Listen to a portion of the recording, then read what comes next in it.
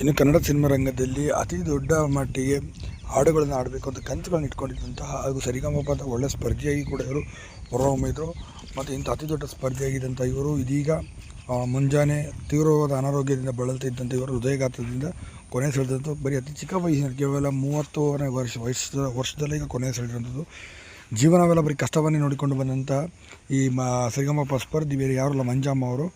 ಇದೀಗ ಮಂಜಮ್ಮ ಅವರು ಕೊನೆ ಸೆಳೆದಿದ್ದಾರೆ. ನಮ್ಮ ಮಾಹಿತಿ ಬರ್ತಿರೋದು, ಮಂಜಮ್ಮ ಅವರು 2 ಕಣ್ಣುಗಳನ್ನು ಕೂಡ ಕಳೆದುಕೊಂಡು ಅಕ್ಕ ತಂಗಿಯರು ಸದ್ಯ ಅವ್ರ ಜೀವನವನ್ನು ಕೂಡ ಈಗ ಸಾಗಿಸ್ತಿದ್ರು. ಮತ್ತು ಅವರು ಕಂಠದ ಮೂಲಕ ಹಾಡುಗಳನ್ನು ಆಡಿ ಹಾಗೆ ಜೀವನವನ್ನು ಕೂಡ ಸಾಗಿಸ್ತಾ ಸಂಪಾದನೆ ಕೂಡ ಮಾಡ್ತಿದ್ರು. ಸರಿಗಮಪದಲ್ಲಿ ವೇದಿಕೆಯನ್ನು ಕೂಡ ಸಿಕ್ಕು ಅಲ್ಲೂ ಕೂಡ ಕರ್ನಾಟಕ ಜನರ ಪ್ರೀತಿಯನ್ನು ಕೂಡ ಗಳಿಸಿದರು.